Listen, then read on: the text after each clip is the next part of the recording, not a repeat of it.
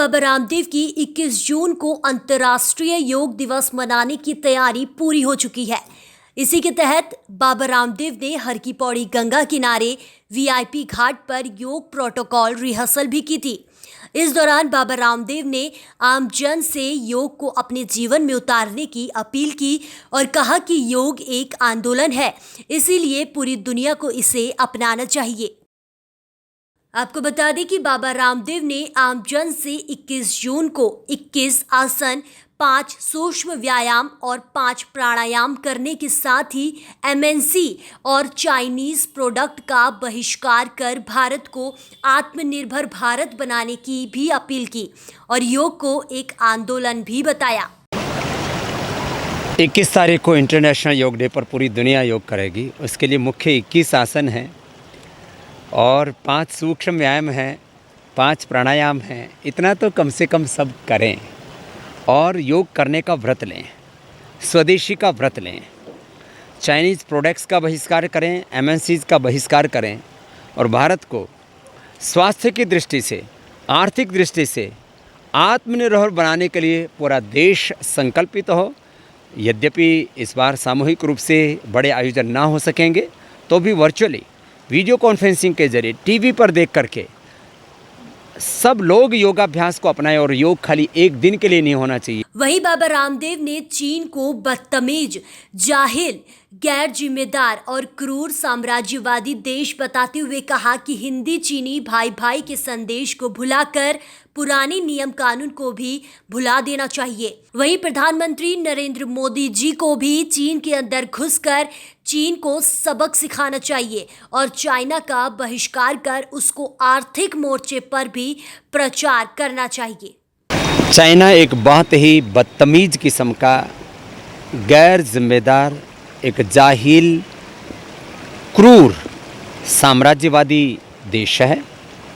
उसमें किसी भी प्रकार की मानवता शेष नहीं है।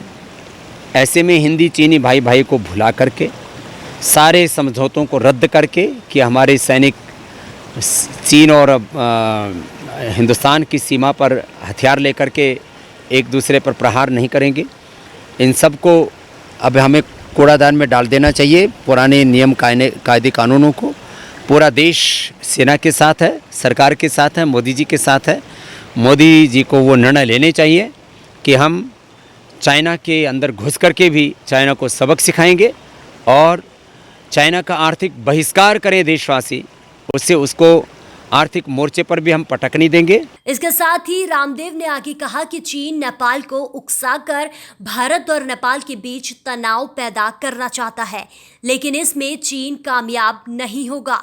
नेपाल और भारत का धर्म संस्कृति का रिश्ता है। राम और सीता के जमाने दोनों एक दूसरे के साथ जुड़े हुए हैं।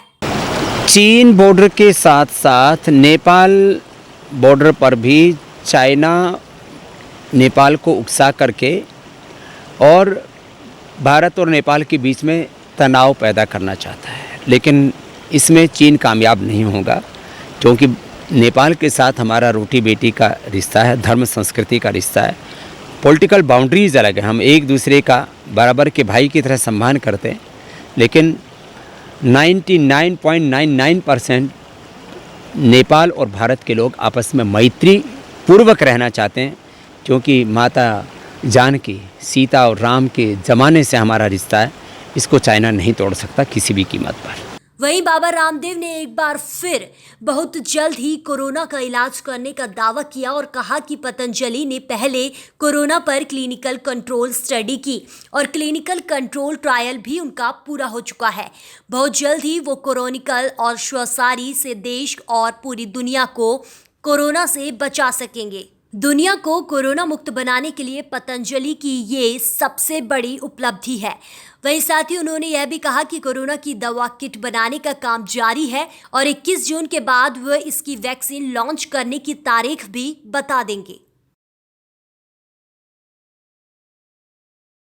हरिद्वार से न्यूज़ प्रिंट के लिए प्रवीण सैनी की रिपोर्ट।